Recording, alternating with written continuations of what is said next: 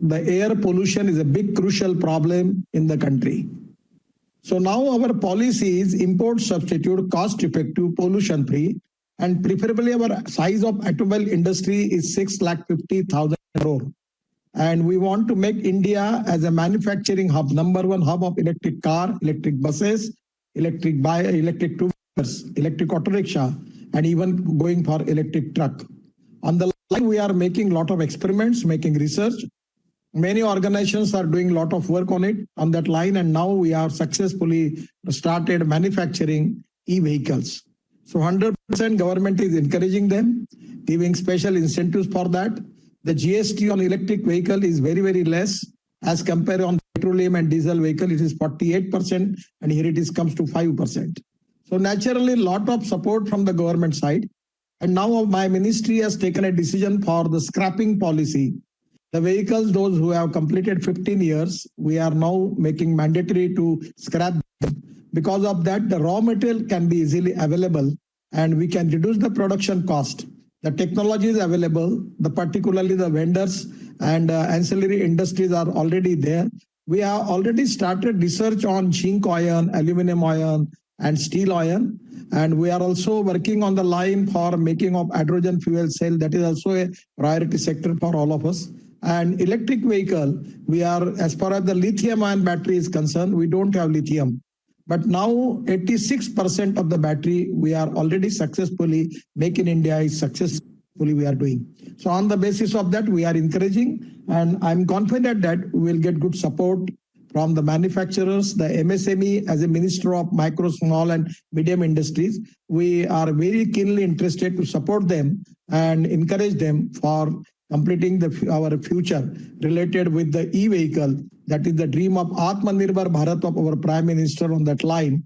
We are supporting them, and 100% I am confident that we will get good results. Tell me about the impact you think it will have on pollution and therefore on health. Actually, because of the pollution, we are facing a lot of crucial problems related with the health. The diesel and petrol is really a problematic situation. And presently, we are already committed as far as the United Kingdom is a strategic partner for India on climate change and sustainability. We strongly believe that society should be livable, workable, and sustainable for all, with an import focus on ethics, ecology, and environment. And as far as India is also committed and progressing positively as per Paris Climate Agreement. And that is very important, where efforts are centered to reduce carbon emission by 33 to 35% by 2030. On that line, this e-vehicle policy is very, very important. The United Kingdom is also working hard to reduce its carbon emission to net zero by 2050. We are also working on the same line, and import the air pollution, water pollution, and sound pollution. These are very crucial problems. As far as our commitment for ecology and environment regarding air pollution, we are facing a lot of health problems. So we have a highest priority that how we can protect the health of the common man and giving a sustainable life to them. On that line, we are very much punctual and very much assertive, and at the same time, we want to make it as early as possible. That is to be import substitute, cost effective, pollution free, and we want to develop Indian technology innovation here in India as far as the e-vehicles are concerned.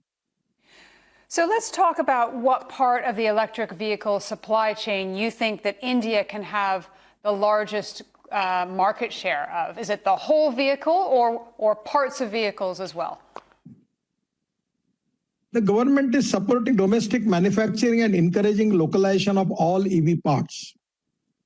Now, the battery in EV is the most important component, which shares 50% cost of an e-vehicle. I had recently chaired a meeting to push research and development efforts towards alternative battery technology for electric vehicles, such as metal ion, metal air, and at the same time zinc ion, aluminum ion, and steel ion also. We are making a lot of experiments. And now our research is on the final stage, where I am confident that we will get good results from that. The research and academic institutions in India are working hard for the development of indigenous and low-cost battery technology for electric vehicles. We can generate 81% value of lithium-ion battery in India. Further, I am pursuing research for its substitute, such as aluminum-ion, zinc-ion, sodium-ion batteries. Simultaneously, we are aggressively pursuing research on green hydrogen as a transport fuel. The Chennai IIT is doing a lot of experiments. The research performed by IIT Madras, that is Chennai, on hydrogen fuel cell is very interesting, where they are trying to generate energy from sea-based salt water and solar power. So I'm very much confident that on that line we are working, because that is the need of the country. And this futuristic development is very, very important as far as our ecology, environment, and economy is concerned. And government is insisting on it. So if I were an aspiring entrepreneur and I wanted to set up an electric mobility business, what would India offer me that any other market wouldn't? India's EV sector has been rapidly growing over the last 3 years, as both the center and state government have been taking initiative to promote the adoption of EVs. About $8 billion, that is rupees 51,700 crore, has been allocated for the domestic auto industry through a production-linked incentive (PLI) scheme, and this scheme will make the component and auto industry highly competitive for improving the quality. We have allocated 3 billion, that is rupees 18,100 crore, for advanced cell chemistry battery storage. Our premier engineering institutes are including promising startups for EVs. Many startups are providing e-bikes on rent to public and logistic companies. The Amazon has changed completely their all type of fleet on electric. So that is to be a great thing in India. The government is planning to set up a financial institution to fund business with a focus on electric vehicles and facilitate new financial instruments for lending to public transportation and commercial vehicle segments. We are very positive, supportive, flexible, time-bound, and transparent towards ease of doing business in the EV ecosystem. So let's talk about some of the policies that you've implemented. There's an FAME 2 policy, which really helps to get faster adoption among the 2- and 3-wheelers. And that's a different approach than what you've taken for the subsidies for 4-wheel passenger vehicles. So tell me a little bit about that and shed a little light on why you've taken that approach. We have a huge domestic demand for 2-wheelers, as it is the most popular, affordable means of personal transport.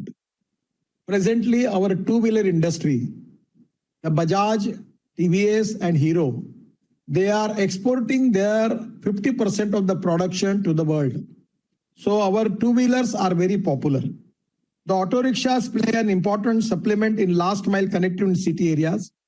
Our auto rickshaw are also popular in the particular African countries. We are exporting a lot of auto rickshaw there. Our rural transportation is dominated by auto rickshaw and 2-wheelers, where we can replace them by e-vehicles.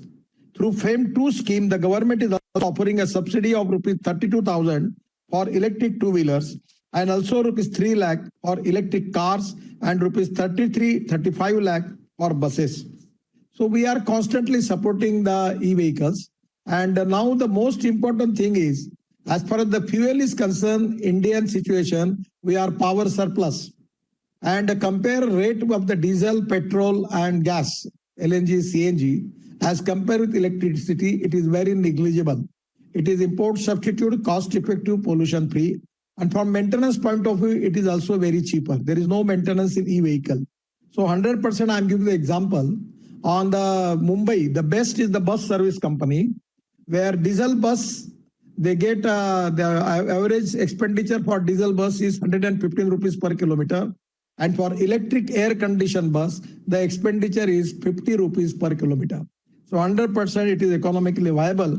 And that is the most important reason that people are taking the advantage of it. Recently, the Delhi government incentivized EV by offering an additional subsidy of rupees 30,000 for e-2-wheeler and up to 1.5 lakh for electric car. The total number of electric 2-wheelers in India are about 3 lakhs and the number are increasing rapidly. This can be easily charged at home and they have a very low operational and maintenance cost. OEMs in India such as TVS, Bajaj and Hero Motor Corporation are exporting 50% of their two-wheeler production with huge domestic demand and adoption. The ecosystem for small electric vehicles is very well developed in India. Now the battery capacity, driving range, and charging mechanism of electric cars are significantly improving. Our Indian company Tata Nexon EV become the largest selling electric car in the country. Global giants such as Tesla and Triton EV are soon expected to enter in the Indian market, electric vehicle market, and more such EV makers would make the price competitive. After the successful rollout of the vehicle scrapping policy, I'm sure that the more people would prefer to buy efficient electric cars. And the government is thinking to give significant incentives to EV buyers who scrap their old IC engine cars. Above all, we are very much concerned about the environment, and whatever is good for it, we are ready to adopt on priority, because it is in the interest of the nation, in interest of the society, and where the pollution is the big concern as per the health problems are concerned, 100% we are very much committed for that. So I know that you've looked at electric vehicle policies all over the world. Do you think India has done enough to encourage adoption in India yet? Central and state government in India have been taking various initiatives to promote the adoption of EVs. We are giving highest priority for that. We are actively working to support EV industry by framing a favorable policy in the form of incentives, GST exemptions, etc. Our FAME 2 scheme, with an outlay of rupees 10,000 crores, supports electric 2 and 3-wheelers, e-buses and 4-wheelers with incentive for commercial registration. Government has increased subsidy by 50% to rupees 15,000 per kilowatt hour on electric two-wheelers to promote its sale. The government has facilitated the sale and registration of 2 and 3-wheeler electric vehicles without batteries to reduce their upfront cost. The government has exempted e-cart, e-rickshaw from various permits. We have also exempted battery-operated transport vehicle for paying registration fees to further incentivize the EV sale. Further, though financial institutes such as incentives such as 5% central taxes, that is GST, on EVs and exemption on interest paid on loans, we are taking major steps to assist EV adoption in India. All the regulation for the manufacturing of electric vehicles are also in place. We are soon planning to bring in incentives for construction equipment vehicles to be shifted on electric. Actually, I'm going to organize the meeting with the construction equipment manufacturing company. Already the JCB, which is from UK, India, they convert one JCB by using CNG, 50%. I request them to convert it on 100% CNG. So as a road minister, we are trying our level best at how we can change our construction equipment on electric, ethanol, bio-CNG and LNG, and because the pollution is the big concern. So 100% every side. Now we have got a lot of generators, and the presently generators are working on diesel.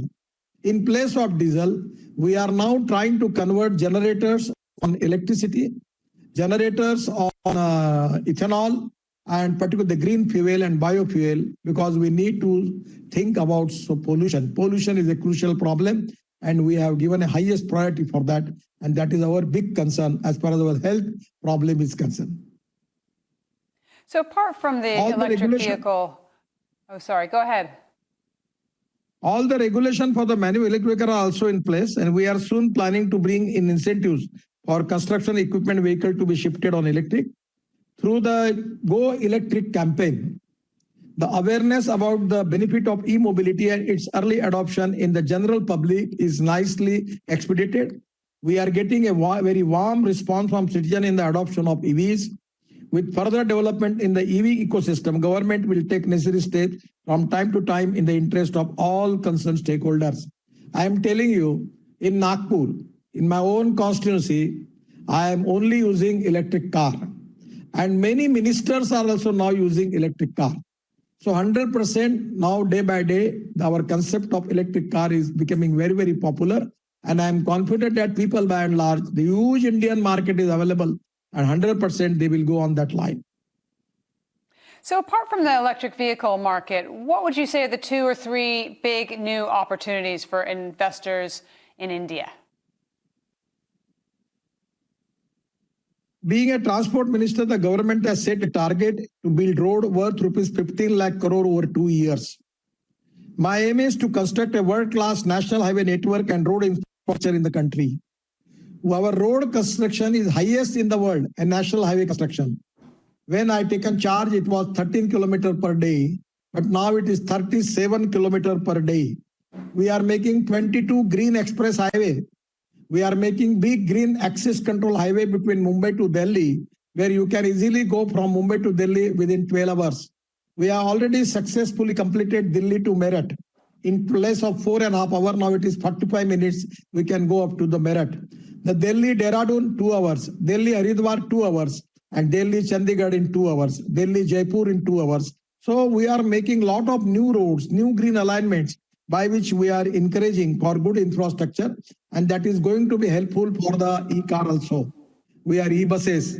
100% it is going to support that policy. And now I am planning for making of e-highway, where the cable, electric cable will be there, a charging system will be there, and electric truck, electric buses, we are 100% taking the advantage of it, and we are working on that. Our target is we are trying to make it that, talking with the companies. We have talked about a plan of monetizing the existing highway asset or infra capital generation. We are doing excellent job. Our toll income is very nice. We are constructing 65,000 kilometers national highway under the Bharatmala program. We are developing 22 green express highway, access control express highway. To improve the logistic efficiency is very important. We need to reduce the logistic cost, and the highway is going to make a good, very important role in that line. Government is developing 35 multimodal logistic parks and allied ecosystems. There are huge opportunities in the installation of intelligent transport system, advanced traffic management system, centralized traffic control system, IoT, and AI-based driver information system